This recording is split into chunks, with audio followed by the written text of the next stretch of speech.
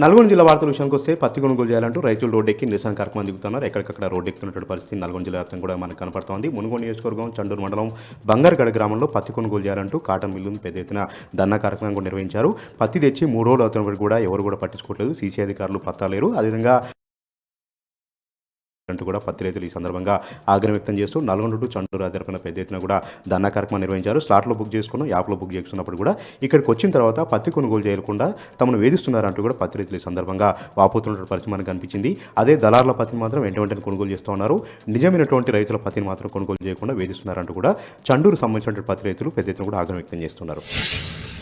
నల్గొండ జిల్లా సంబంధించినటువంటి మరొక వార్త. నల్గొండ జిల్లా కట్టంగూరులో ఉప సర్పంచ్ ఎన్నిక రసాభాసగా మారింది. అక్కడ ఉన్నటువంటి అధికార కాంగ్రెస్ పార్టీకి ఒత్తాస వరకు ఏకపక్షంగా కోరం లేకుండా నిబంధనలు పాటించకుండా ఏకపక్షంగా కాంగ్రెస్ పార్టీ సంబంధించినటువంటి వార్డు మెంబర్లు ఉప సర్పంచ్కి ఎన్నిక చేశారంటూ కూడా పెద్ద ఎత్తున బీఆర్ఎస్ పార్టీ కార్యకర్తలు, నాయకులు ఎంపీడీఓ కారణం ముందు ధర్నా కార్యక్రమం నిర్వహించారు. ఎలాంటి నిబంధనలు పాటించకుండా అధికార దుర్వినియోగం పాల్పడుతూ అక్కడ ఉన్నటువంటి ఎమ్మెల్యే ఒత్తిళ్లకు తలొగి అధికారులందరూ కూడా ఏకపక్షంగా కాంగ్రెస్ పార్టీ నేతలను మాత్రం ఉప సర్పంచ్లు ఎన్నుకుంటున్నారంటూ కూడా పెద్ద ఎత్తున కూడా వాపడం జరిగింది. ఇప్పటికైనా సరే రాష్ట్ర ఎన్నికల సంఘం కల్పించుకొని నిష్పక్షపాతంగా జరిగేలాగా ఎన్నిక నిర్వహించాలంటూ కూడా పెద్ద ఎత్తున కూడా డిమాండ్లు వ్యక్తమవుతున్నాయి.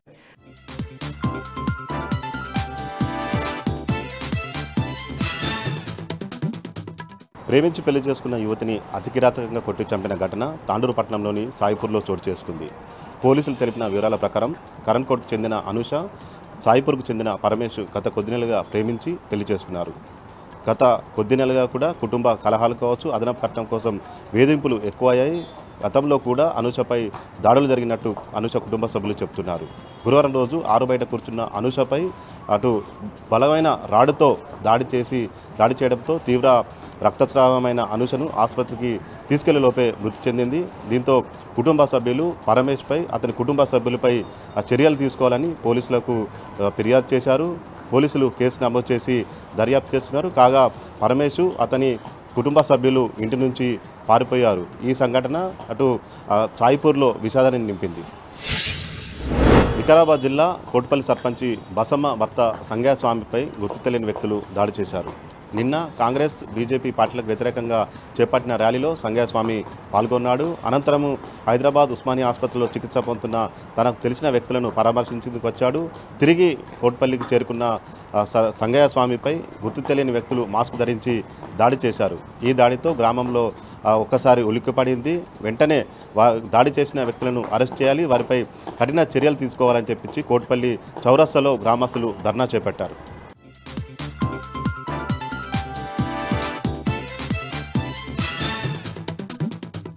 ఎముకలు కొరికే చలి ప్రారంభమైంది. ఏదైతే తెలంగాణలో ఉత్తర తెలంగాణ, అటు ఈశాన్య తెలంగాణ, పశ్చిమ తెలంగాణలో కూడా ఇప్పటికే ఉష్ణోగ్రతలు కనిష్ట స్థాయిలో పడిపోతున్నాయి. మరి కొన్ని ప్రాంతాలకు కూడా రెడ్ అలర్ట్ కూడా వాతావరణ అధికారులు జారీ చేశారు. అటు సంగారెడ్డి జిల్లా, ఆదిలాబాద్, కొమరంభీం, ఆసిఫాబాద్ జిల్లాలో కూడా ఇప్పటికే వాతావరణ అధికారులు రెడ్ అలర్ట్ జారీ చేశారు. ఏదేమైనప్పటికీ కూడా సెంట్రల్ తెలంగాణలో చూసుకుంటే హైదరాబాద్లో మాత్రం కనిష్ట స్థాయిలో రోజు రోజుకి ఉష్ణోగ్రతలు పడిపోతున్నాయంటూ కూడా వాతావరణ అధికారులు తెలియజేశారు. ఏదేమైనప్పటికీ కూడా రానున్న 5 రోజులు స్థాయిలో ఉష్ణోగ్రతలు నమోదవుతాయంటూ కూడా తెలియజేశారు.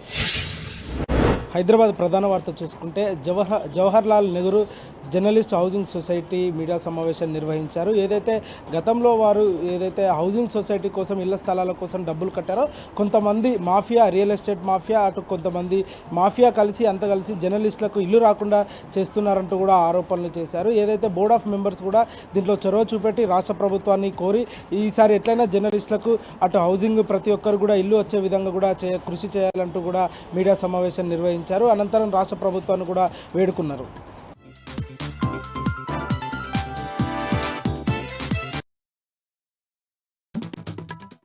రాజన్న సిరిసిల్ల జిల్లా వార్తల విషయానికి వస్తే ఈరోజు తెలంగాణ భవన్లో మాజీ మంత్రి, BRS party working president KTR ఈ మధ్య అంటే గెలుపొందినటువంటి పంచాయతీ సర్పంచ్లకు సన్మానం చేసినటువంటి పరిస్థితి. ముఖ్యంగా చూసుకుంటే సిరిసిల్ల కాన్స్టిట్యున్సీలో 117 కానీ 80 స్థానాలను బీఆర్ఎస్ పార్టీ గెలుపొందడం పట్ల ఇటు కేటీఆర్ హర్షం వ్యక్తం చేయడే కాదు, వారిని ప్రత్యేకంగా సన్మానించినటువంటి పరిస్థితి. ఆయన ఈ సందర్భంగా మాట్లాడుతూ ముఖ్యంగా ఏంటంటే తెలంగాణ రాష్ట్ర సమితి ఆనాడు తెలంగాణ ఉద్యమంలో కీలక పాత్ర పోషించినప్పుడు ఏ విధంగా అయితే మద్దతు ప్రకటించారో, ఈ రోజు కూడా అంటే అధికారంలో ఉన్నప్పుడు ఏ విధంగా మద్దతు ప్రకటించారో, మరి ఉద్యమంలో కూడా ఏ విధంగా మద్దతు ప్రకటించడమే కాదు, ప్రతిపక్షంలో ఉన్నప్పుడు కూడా అదే విధమైన మద్దతు ప్రకటించి బీఆర్ఎస్ పార్టీకి చేదోడు వాదోడుగా ఉన్నారని వారందరికీ కూడా కృతజ్ఞత చెప్తున్నానని, ముఖ్యంగా పోటీ అనేది ఉండాలి, కానీ అభివృద్ధి అనేది మాత్రం కలిసికట్టుగా చేయాలని చెప్పడమే కాదు, ముఖ్యంగా బీఆర్ఎస్ పార్టీ మరియు దీంట్లో పాల్గొన్నటువంటి ప్రతి ఒక్కరికి కూడా తాను కృతజ్ఞతలు చెప్తున్నానంటూ చెప్పడమే కాకుండా ఇంకో అధికారంలో లేకున్నా కూడా ప్రతిపక్షంలో ఉన్నా కూడా ప్రజలు ఈ విధంగా మద్దతు తెలిపి 117 స్థానాల్లో 80 స్థానాలను గ్రామ పంచాయతీ సర్పంచ్గా ఇవ్వడం పట్ల హర్షం వ్యక్తం చేస్తూ రాబోయే జడ్పీటీసీ ఎన్పీటీసీ ఎన్నికల్లో కూడా ఇదే విధమైనటువంటి పోటీతత్వం అనేది లేకుండా ప్రతి ఒక్కరు కూడా కలిసికట్టుగా ఉండి గెలవాలని, ఇంకోటి ఈ ఎన్నికలే కాదు వచ్చే ఎన్నికల్లో సైతం గులాబీ జెండా రెపరెపలాడాలంటూ కూడా చెప్పిన నేపథ్యం మనకు స్పష్టంగా కనిపించింది. ఇదే మాట్లాడుతూ ఇటు రాష్ట్ర ప్రభుత్వం రాబోయే రోజుల్లో ఎన్నికలు నిర్వహించినా నిర్వహించకున్నా ముఖ్యంగా సభ్యత్వ నమోదు కార్యక్రమం జనవరిలో పెద్ద ఎత్తున చేసుకుందామంటూ ఈ సభ్యత్వ నమోదు కార్యక్రమంలో యువత కీలక పాత్ర పోషించాలని చెప్పిన నేపథ్యం ఒకటైతే బీఆర్ఎస్ పార్టీని ముందుకు తీసుకెళ్లాలంటే తప్పనిసరిగా యువత సపోర్ట్ ఉండాలి. ఇంకోవైపు కార్యకర్తల బలమే పార్టీకి శ్రేష్కరం కనుక తప్పనిసరిగా ప్రతి ఒక్కరూ పాలు పంచుకోవాలని సభ్యత్వ నమోదు కార్యక్రమాన్ని జనవరిలో పెద్ద ఎత్తున నిర్వహిస్తామని, ప్రతి ఒక్కరు కూడా ఈ సభ్యత్వ నమోదు కార్యక్రమాన్ని ఘన విజయంగా ముందుకు తీసుకెళ్లాలంటూ కూడా కోరినటువంటి పరిస్థితి మనకు కనిపిస్తోంది.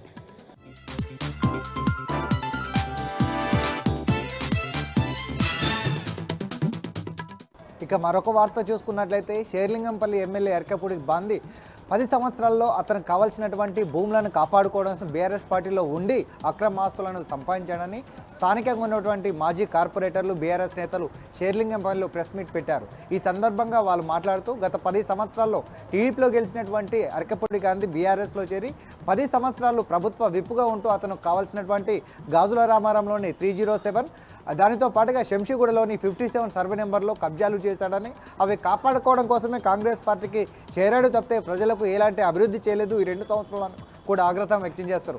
ఇక మరో విధంగా చూసుకున్నట్లయితే ఇప్పటి వరకు 2 సంవత్సరాల్లో ఎక్కడ కనిపించని కనీసం బీఆర్ఎస్ పార్టీలో ఉన్నటువంటి Serilingampally MLA Arekapudi Gandhi BRS party కండువ కప్పుకోకుండా బీఆర్ఎస్ పార్టీలో ఉండి తప్పుడు ఆరోపణలు చేస్తున్నారని కూడా వాళ్ళందరూ ఆగ్రహం వ్యక్తం చేస్తారు. ఏది ఏమైనప్పటికీ 10 సంవత్సరాల్లో బీఆర్ఎస్ పార్టీ షేర్లింగంపల్లి నియోజకవర్గంలో ఆనాటి పురపాలక శాఖ మంత్రి కేటీఆర్ చేసిన అభివృద్ధి తప్పితే అరకపూడి గాంధీ ఏం చేయలేదని కూడా వాళ్ళు చెప్పిన పరిస్థితులు కనబడుతున్నాయి. ముఖ్యంగా బీఆర్ఎస్ పార్టీకి సంబంధించినటువంటి నేతలు కావచ్చు, కార్యకర్తలు ఖచ్చితంగా కేసీఆర్తోని బీఆర్ఎస్ పార్టీతోనే ఉన్నారని, ఎవరు ఏం చేయలేరని, రాబోయే ఎన్నికల్లో జిహెచ్ఎంసీ ఎన్నికల్లో కూడా ఖచ్చితంగా కాంగ్రెస్ పార్టీకి అరకపూడి గాంధీకి గుణపాఠం చెప్తామని బీఆర్ఎస్ పార్టీ నేతలు చెప్తున్నారు. హైదరాబాద్ ప్రధాన వార్తలు చూసుకున్నట్లయితే మేడ్చల్ పోలీస్ స్టేషన్ పరిధిలోని మెడ్సిటీ హాస్పిటల్లో దారుణం చేసుకుంది. బాధితులు చెప్పిన వివరాల ప్రకారం గత 4 రోజుల క్రితం హెర్నియాతో బాధపడుతున్న పుష్పలత అలియాబాద్ నుంచి హైదరాబాద్లోని మేడ్చల్కు వచ్చి మెడ్సిటీ హాస్పిటల్లో చికిత్స పొందడం కోసం అడ్మిట్ అయ్యారు. వాళ్ళు ఆపరేషన్ చేస్తామని చెప్పేసి వాళ్ళ దగ్గర డబ్బులు తీసుకున్న తర్వాత వాళ్ళకి సంబంధించినటువంటి పరికరాలు లేవని కూడా ఆపరేషన్ని మధ్యలో ఆపేసి తీసుకువెళ్ళమని చెప్పేసి డాక్టర్లు చెప్పడంతో వాళ్ళ కుటుంబ సభ్యులు, బంధుమిత్రులు వాపోయారు.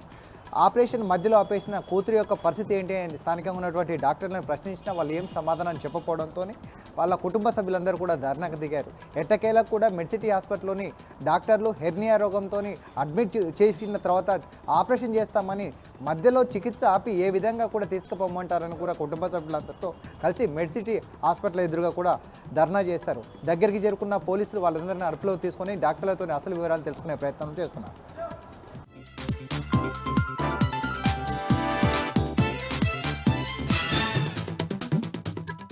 ఇక కామారెడ్డి జిల్లాలోనే ప్రధాన వార్తల విషయానికి వస్తే కామారెడ్డి జిల్లా ఎల్లారెడ్డి నియోజకవర్గ కేంద్రంలో ఉన్నటువంటి సోమవారంపేట గ్రామంలో ఈ నెల 14వ తారీఖున జరిగినటువంటి దాడి నేపథ్యంలో ట్రాక్టర్తో గుద్ది ఎవరైతే బీఆర్ఎస్ పార్టీకి సంబంధించిన అభ్యర్థులు ఓడిపోయారో వారిని తీవ్రమైన గాయాల పాలు చేసినటువంటి వ్యక్తులపైన చర్యలు తీసుకోవాలని డిమాండ్ చేస్తున్నారు. ఈ నేపథ్యంలో బాధితులు హాస్పిటళ్లలో చికిత్స పొందుతున్నారు. కొంతమంది ఎల్లారెడ్డి కేంద్రంలో ఉన్నటువంటి హాస్పిటల్లో చికిత్స పొందగా 2 హైదరాబాద్ హాస్పిటల్లో చికిత్స పొందుతున్నారు. బాధితులకు తక్షణమే వైద్య సాయం అందించాలని డిమాండ్ చేస్తున్నారు. ఇక కామారెడ్డి జిల్లాలోనే మరో ప్రధాన వార్తా విషయానికి వస్తే కామారెడ్డి జిల్లా ఎల్లారెడ్డి నియోజకవర్గం సోమార్పేట గ్రామంలో ఈ నెల 14న జరిగినటువంటి బీఆర్ఎస్ కార్యకర్తలపైన కాంగ్రెస్ నేతలు చేసిన దాడికి నిరసనగా ఇవాళ ఎల్లారెడ్డి నియోజకవర్గ కేంద్రంలో అఖిలపక్షం ఆధ్వర్యంలో నిర్వహించిన బంద్ సంపూర్ణంగా ముగిసింది. ఈ నేపథ్యంలో ఇటు దాడికి పాల్పడినటువంటి కాంగ్రెస్ చేయాలని ప్రేరేపిత మర్డర్గా భావించి కేవలం ఒకే వ్యక్తిని నిందితుడిగా చేర్చి మిగతా వ్యక్తులను వదిలేయడం పట్ల అఖిలపక్షం ఆధ్వర్యంలో బంద్ కొనసాగింది. ఉద్దేశపూర్వకంగానే దాడి చేసినటువంటి కాంగ్రెస్ సంబంధించిన మండలి పార్టీ అధ్యక్షుడు సాయిబాబాతో పాటు అతడు సర్పంచ్గా గెలుపొందినటువంటి పాపయ్య పైన కూడా క్రిమినల్ కేసు నమోదు చేసి అరెస్టు చేయాలని డిమాండ్ చేశారు. ఈ నేపథ్యంలో బాధితులు అటు కామారెడ్డి అదేవిధంగా ఎల్లారెడ్డి హైదరాబాద్ హాస్పిటల్లో చికిత్స పొందుతున్నారు. వారికి తక్షణమే వైద్య సదుపాయం కల్పించి ప్రభుత్వ ఉద్యోగం కల్పించాలని డిమాండ్ చేసిండ్రు అఖిలపక్ష నాయకులు.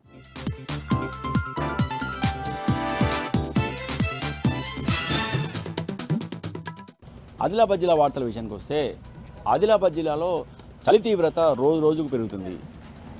చలి తీవ్రతను జిల్లా ప్రజలు ఏమాత్రం తట్టుకోలేకపోతున్నారు. ముఖ్యంగా చిన్నారులు, వృద్ధులు చలి తీవ్రత వల్ల ఎన్నో ఇబ్బందులు ఎదుర్కొంటున్నారు. అయితే గత వారం రోజులుగా కూడా జిల్లాలో సింగిల్ డిజిట్కే కనిష్ట ఉష్ణోగ్రతలు పడిపోతున్నాయి. జిల్లాలో 5 నుంచి 7 డిగ్రీల మధ్య కనిష్ట ఉష్ణోగ్రత నమోదవుతున్నాయి. అయితే విద్యార్థుల భద్రత రక్షణ దృష్టిలో ఉంచుకొని పాఠశాలల పనివేళల్లో మార్పులు చేస్తూ జిల్లా కలెక్టర్ రాజాశీష ఉత్తర్వులు జారీ చేశారు. ఈ రోజు నుంచి పాఠశాల పనివేళల్లో మార్పు చేస్తూ జిల్లా కలెక్టర్ ఉత్తర్వులు జారీ చేయడంతో ఉదయం 9 గంటలకు స్కూలు ప్రారంభించాల్సి ఉండగా 9:40 స్కూళ్లను ప్రారంభించాలని, అలాగే సాయంత్రం 5:40 పనివేళలను ముగించాలని ఈ సందర్భంగా జిల్లా కలెక్టర్ ఉత్తర్వుల్లో పేర్కొన్నారు. ఈ ఉత్తర్వులను జిల్లాలోని అన్ని పాఠశాలలు పాటించాలని, లేని పక్షంలో పాఠశాలలపై చర్యలు తీసుకుంటామని ఈ సందర్భంగా జిల్లా కలెక్టర్ రాజాశేష హెచ్చరించారు.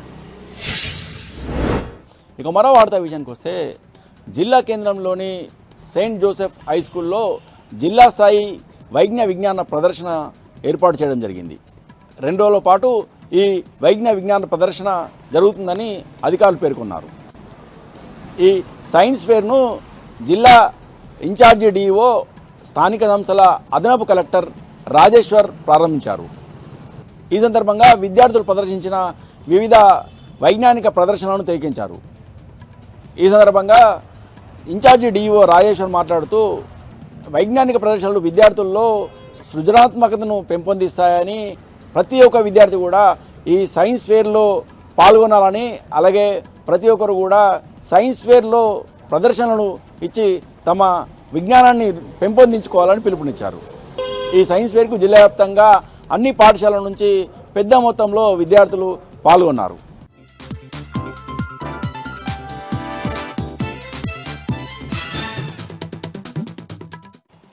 జగిత్యాల జిల్లా నుంచి ఇవాళ ప్రధాన వార్తలు ఒకసారి పరిశీలిస్తే జగిత్యాల జిల్లా ధర్మపురి నియోజకవర్గం వెల్గటూరు మండలం పైడిపల్లి గ్రామంలో మొన్న 3వ విడత ఎన్నికల్లో పైడిపల్లి గ్రామంలో ఉద్రిక్తత చోటు చేసుకోవడము, అలాగే అటు లాఠీ చార్జ్ జరగడము, ఇటు ఫైరింగ్ చేయడము పోలీసులు జరిగిన విషయం మనకు తెలిసిందే. అందుకు సంబంధించి పోలీసులు ఒక కేసు నమోదు చేశారు. అలాగే రిటర్నింగ్ ఆఫీసర్ ఇచ్చినటువంటి ఫిర్యాదు మేరకు మరొక కేసు నమోదైంది. ఇటు విధులకు ఆటంకం కలిగించారని పోలీసులు, అలాగే ఎన్నికల నిబంధనల మేరకు ఎన్నికల ఉల్లంఘన పాల్పడ్డారంటూ మరొక కేసు కూడా 2 నమోదైంది. అయితే ఇందులో ఎంతమంది పైన కేసు నమోదైంది అనేది తెలియాల్సి ఉండగా పోలీసులు మాత్రము 6 రౌండ్లు గాల్లోకి కాల్పులు జరిపారు. ఇందులో 3 ఎస్ఐలతో పాటు డిఎస్పీ రఘుచందర్ కూడా గాయాలయ్యాయి. వారంతా కూడా పూర్తి స్థాయిలో అంటే కోలుకున్నప్పటికీ దీనిపైన ఇంకా విచారణ అయితే కొనసాగుతుంది. 2 పోలీస్ వాహనాలు కూడా ధ్వంసమయ్యాయి. మరి చూడాలి ఎవరిపైన కేసు నమోదు చేస్తారు, ఎంతమంది ఉంటారనేది మనకు తెలియాల్సి ఉంది. మరొక ప్రధాన వార్త, జగిత్యాల జిల్లా కేంద్రంలో గ్రామాల్లో ఉండాల్సినటువంటి వానరాలు జగిత్యాల పట్టణంలో కూడా ప్రవేశించాయి. నేరుగా ఇండ్లలోకే ప్రవేశిస్తూ నానా విధ్వంసం బీభత్సం సృష్టిస్తున్నాయి. ఇటీవల అనేక గ్రామాల్లో అలాగే ఇటు జగిత్యాల పట్టణంలో కూడా పలువురుని గాయపరిచాయి. అయితే వాటిని బెదిరించేటువంటి క్రమంలో కూడా నేరుగా మీద దాడికి పాల్పడుతున్నాయి. అలాగే ఇంట్లోని వస్తువులు అలాగే అన్నీ కూడా చిందరవందర చేయడం అనేటువంటిది ప్రధాన సమస్యగా మారింది. అయితే ఇప్పుడు రానున్న ఎన్నికల్లో ఎవరైతే కోతుల సమస్య తీరుస్తారో వారికే ఓటేస్తామంటూ పలు వార్డుల ప్రజలైతే చర్చించుకోవడం మనకు తెలుస్తుంది. మొత్తంగా ఇప్పటి వరకు గడిచిన 6 నుంచి 7 నెలల వ్యవధిలో 4,000 మందికి పైగా కోతుల దాడిలో గాయపడ్డవారు ఉన్నటువంటి సిచ్యువేషన్ ఏ విధంగా ఉందో మనకు అర్థం చేసుకోవచ్చు. మరి ఈ కోతుల సమస్య ఇప్పటికైనా తీర్చాలని స్థానికులు అయితే కోరుతున్నారు.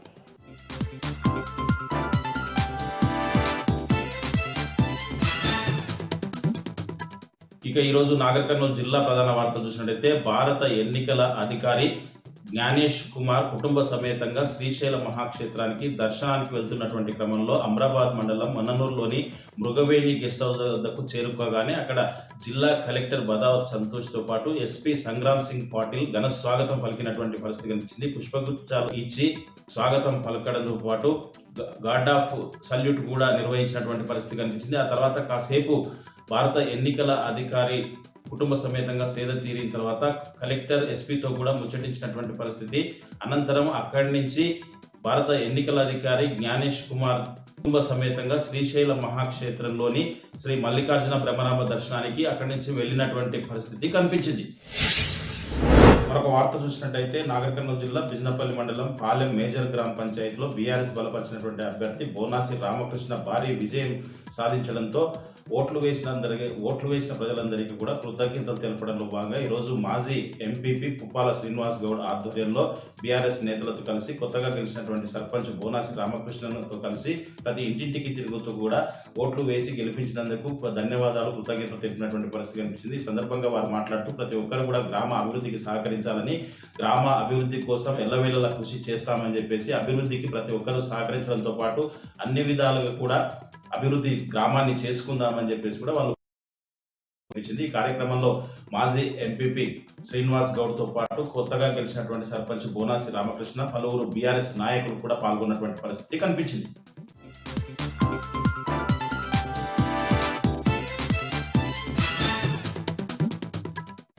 ఈరోజు ప్రధాన వార్తలు చూసుకున్నట్లయితే రామగిరి మండలం జేఎన్టీయూ ఇంజనీరింగ్ కాలేజీలో సింగరేణి సంస్థ అలాగే తెలంగాణ పొల్యూషన్ కంట్రోల్ బోర్డు ఆధ్వర్యంలో Ramagundam mega OCP Ramagundam coal mine ప్రాజెక్టుకు సంబంధించినటువంటి ప్రజాభిప్రాయ సేకరణ చేపట్టారు. ఈ సందర్భంగా జిల్లా కలెక్టర్ కోయ శ్రీహర్ష అలాగే పొల్యూషన్ కంట్రోల్ బోర్డు అధికారి బిచ్చపతితో పాటు ఆర్డీఓ సురేష్ ఆధ్వర్యంలో ఈ యొక్క ప్రజాభిప్రాయ సేకరణ కొనసాగింది. ఈ యొక్క ప్రజాభిప్రాయ సేకరణలో భాగంగా స్థానికంగా ఉన్నటువంటి ప్రభావిత ప్రాంతాల ప్రజలు, ప్రభావిత ప్రాంతాలకు సంబంధించినటువంటి ప్రజాప్రతినిధులు, మాజీ ప్రజాప్రతినిధులు అలాగే సింగరేణి కార్మిక సంఘాల నాయకులంతా కూడా ఈ యొక్క ప్రజాభిప్రాయ సేకరణలో పాల్గొని సింగరేణి సంస్థకు అయితే నిరసన సేకరణ అయితే వినిపించడం జరిగింది. సింగరేణి సంస్థ గతంలో చేపట్టినటువంటి ప్రభావిత ప్రాంతాలకు సంబంధించినటువంటి సమస్యలు ఏవి కూడా పరిష్కరించలేదు. అంతేకాకుండా ఇక్కడ పొల్యూషన్ తోటి అనేక మంది రోగాలు బారినపడి అనేక రకాల క్యాన్సర్ వ్యాధులకు గురై కూడా చనిపోతున్నా కూడా సింగరేణి సంస్థ పట్టించుకోవట్లేదు, ప్రభుత్వాలు కూడా పట్టించుకోవడం లేదంటూ కూడా వారు ఆవేదన వ్యక్తం చేయడం జరిగింది. ఇప్పుడు ఉన్నటువంటి రామగుండం మెగా ఓసీపీకి పూర్తి స్థాయిలో కూడా వ్యతిరేకిస్తున్నట్టుగా కూడా ప్రభావిత ప్రాంత ప్రజలు అలాగే కార్మిక సంఘాల నేతలంతా కూడా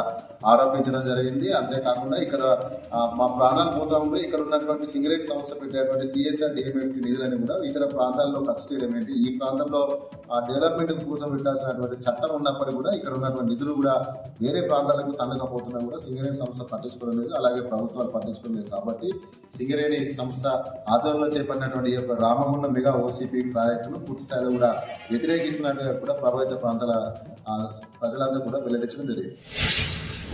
అలాగే మరొక ప్రధాన వార్త చూస్తున్నారంటే గోదావరి ప్రెస్ క్లబ్లో బీఆర్ఎస్ పార్టీ రాష్ట్ర నాయకులు వేల హరీష్ రెడ్డి మీడియా సమావేశం నిర్వహించారు. ఈ సందర్భంగా ఆయన మాట్లాడుతూ కరీంనగర్ ఉమ్మడి జిల్లా వ్యాప్తంగా కూడా అవినీతి చేసినటువంటి ఎమ్మెల్యే ఎవరైనా ఉన్నారంటే అది కేవలం రాజ్ ఠాకూర్ మక్కన్ సింగ్ రామగుండం ఎమ్మెల్యే అంటూ వ్యంగ్యంగా వ్యాఖ్యానించారు. అంతేకాకుండా రామగుండంలో రాక్షస పాలన చేస్తున్నారు, ప్రజాస్వామ్యం అంతా కూడా ఇక్కడ కూలీ చేస్తున్నారంటూ కూడా ఆరోపించారు. అంతేకాకుండా ఇక్కడ పొల్యూషన్ పూర్తి స్థాయిలో పేరుకపోతున్నా కూడా ఇక్కడ ఉన్నటువంటి సింగరేణి సంస్థలు ఉండాల్సినటువంటి సిఎస్ఆర్ డిఎంఎఫ్టీ ఫండ్లు తన సొంత స్వలాభం కోసం వాడుతున్నారు తప్ప ప్రజల కోసం ఉపయోగించట్లేదు కూడా ఆయన ఆరోపించడం జరిగింది. అంతేకాకుండా గత నెలనే 40 మంది చనిపోతే కూడా ఎవరు కూడా పట్టించుకోవడం లేదు. కాబట్టి ఈ పొల్యూషన్ అరికట్టాల్సినటువంటి ఎమ్మెల్యే డబ్బులు చదువుకున్నారు, ఇసుక బూట మట్టి దంద చేస్తూ కూడా కోళ్ళు సంపాదించుకుంటున్నారు కూడా ఈ సందర్భంగా ఆయన ఆరోపించడం జరిగింది. ప్రజలు అన్ని గమనిస్తున్నారు. రానున్న రోజుల్లో ప్రజలే మా రాష్ట్రానికి మక్కన్ సింగ్ తగిన గుణపాఠం చెప్తారంటూ కూడా ఈ సందర్భంగా వేల హరీష్ రెడ్డి వెల్లడించారు.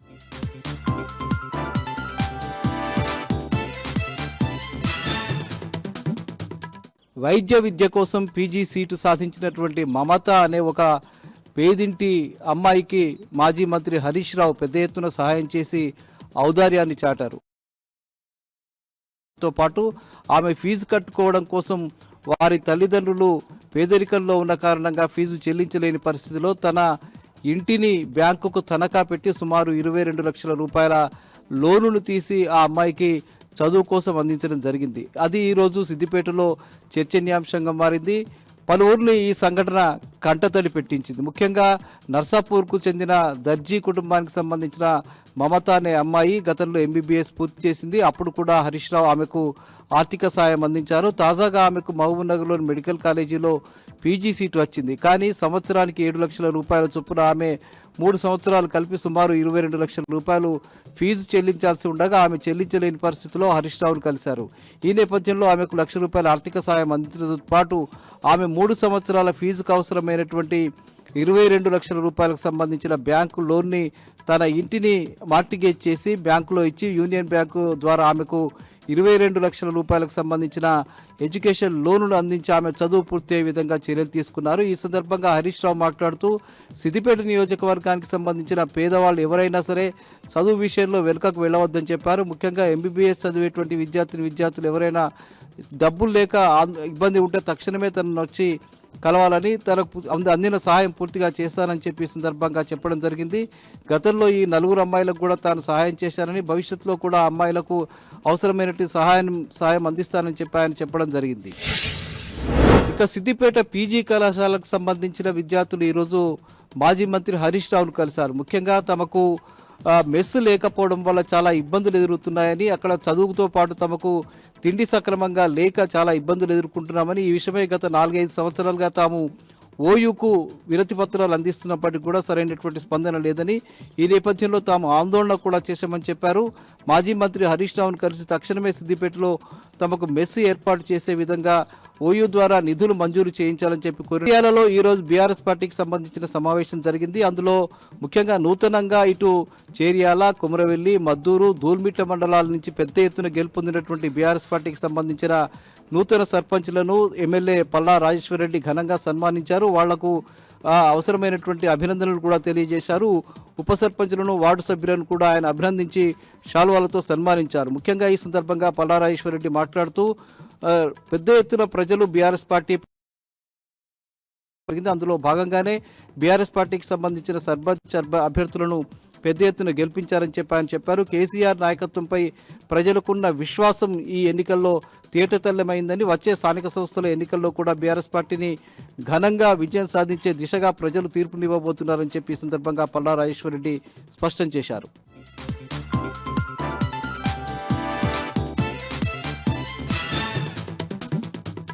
వరంగల్ జిల్లా నుంచి మరో ప్రధాన వార్త పరిశీలించినట్టయితే జీడబ్ల్యూఎంసీ పరిధిలోని 14వ డివిజన్లో ఎమ్మెల్యే కేఆర్ నాగరాజు పర్యటించారు. పలు అభివృద్ధి కార్యక్రమాలకు సంబంధించి వెళ్ళినటువంటి క్రమంలో డివిజన్ వాసులు ఆయనను నిలదీసినటువంటి పరిస్థితి కనిపిస్తూ ఉంది. నిరసన సెగ తగిలినటువంటి సందర్భం చూస్తూ ఉన్నాము. 2 ఏళ్ల కాలంలో మొదటిసారి వచ్చారన్నటువంటి అంశాన్ని అక్కడ ఉన్నటువంటి కాలనీ వాసులు చెప్తూ ఉన్నటువంటి పరిస్థితి. ఎలక్షన్స్ ముందు డివిజన్లోని అన్ని సమస్యలను పరిష్కరిస్తామని చెప్పి 2 ఏళ్ల తర్వాత రావడం పట్ల కాలనీ వాసులు అయితే నిరసన వ్యక్తం చేస్తున్నారు. రోడ్లకు సంబంధించి అక్కడ ఉన్నటువంటి అనేక సమస్యలను వ్యక్తం చేస్తూ ఎమ్మెల్యేకి అయితే నిరసన వ్యక్తం చేసిన పరిస్థితి కనిపించింది. జనగామ జిల్లా ప్రధాన వార్తలను పరిశీలించినట్టయితే జనగామ జిల్లా కలెక్టరేట్ ముందు కొడకండ్ల మండలం నీలిబంద తండావాసులు ఆందోళన నిరసన వ్యక్తం చేశారు.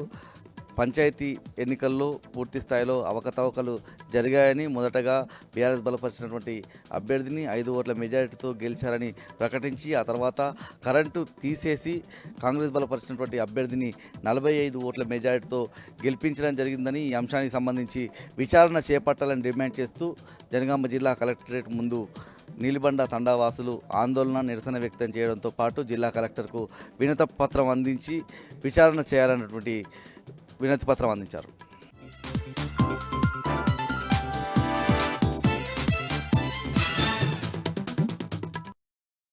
ఇల్లందులో కాంగ్రెస్ నాయకుల అరాచకాలు కొనసాగుతున్నాయి. ఇటీవల జరిగినటువంటి గ్రామ పంచాయతీ ఎన్నికల్లో బీఆర్ఎస్ అభ్యర్థుల గెలుపు కోసం కృషి చేశాడని ఆరోపిస్తూ నీలం రాజశేఖర్ అనేటువంటి బీఆర్ఎస్ నాయకుడి ఇంటిపైన దాడి చేశారు. రాజశేఖర్ని అతని కుటుంబ సభ్యులను తీవ్రంగా కొట్టి గాయపరిచారు. కొందరు రౌడీ షీట్లను వెంటేసుకొని వచ్చినటువంటి కాంగ్రెస్ నేతలు నీలం రాజశేఖర్ని చంపుతామని బెదిరించారని ఆయన కుటుంబ సభ్యులు ఆరోపిస్తున్నారు. డయల్ 100కి ఫోన్ చేసినా కానీ పోలీసులు సరిగా స్పందించలేదని, విచక్షణ రహితంగా కొట్టి గాయపరిచారని కన్నీరు మున్నీరుగా విలపించారు. ఇల్లందు ప్రభుత్వ ఆసుపత్రిలో చికిత్స అందించారు. రాజశేఖర్ పైన దాడి చేసినటువంటి కాంగ్రెస్ నేతలను నిందితులను గూండాలను తక్షణమే అరెస్ట్ చేయాలని డిమాండ్ చేస్తూ బీఆర్ఎస్ పార్టీ ఆధ్వర్యంలో ఇల్లందు జగదాంబ సెంటర్ నుంచి పోలీస్ స్టేషన్ వరకు భారీ ర్యాలీ నిర్వహించారు. అనంతరం పోలీస్ స్టేషన్లో ఫిర్యాదు చేశారు. కాంగ్రెస్ పార్టీ గూండాలను అట్లాగే నీలం రాజశేఖర్ మీద దాడి చేసినటువంటి రౌడీ షీటర్లను అరెస్ట్ చేసి తగిన చర్యలు చేపట్టాలని బీఆర్ఎస్ నాయకత్వం డిమాండ్ చేసింది. ఖమ్మం పాత బస్టాండ్ సెంటర్ ఎదురుగా ఉన్నటువంటి వీధి వ్యాపారాల్లో ఉన్నటువంటి దుకాణాల కేటాయింపు వివాదాస్పదంగా మారింది. 210 షాపులకు డ్రా నిర్వహించి షాపులు కేటాయించేందుకు అధికారులు ఏర్పాట్లు చేయగా ఉన్న షాపులను యథావిధిగా కొనసాగించాలని డ్రా సిస్టమ్ని వ్యతిరేకిస్తూ కొందరు ఇప్పటికే నిరసన వ్యక్తం చేస్తున్నారు. అభివృద్ధి పనుల పేరుతో ఒక్కొక్క షాపు నుంచి 10,000 రూపాయల చొప్పున వసూలు చేశారని, వాటికి కనీసం రిసిప్ట్ కూడా ఇవ్వలేదని, ఆ నిధులు ఎట్టుపోయా తేల్చాలని స్థానికంగా ఉన్నటువంటి వ్యాపారస్తులు డిమాండ్ చేస్తున్నారు. నిరసనకారుల నుంచి ప్రతిఘటన ఎదురవుతున్న నేపథ్యంలో భారీ పోలీసు బందోబస్తు ఏర్పాటు చేసి ఖమ్మం భక్త రామదాస్ కళాక్షేత్రంలో షాపుల కేటాయింపు డ్రా నిర్వహించారు. 210 షాపులకు గాను 197 షాపులను కేటాయించేందుకు అధికారులు డ్రా నిర్వహించారు. ఒక పక్క నిరసనకారుల ఆందోళనలు కొనసాగుతూనే ఉండగానే అధికారులు ఏకపక్షంగా డ్రా నిర్వహించడం విమర్శలకు తావిస్తోంది.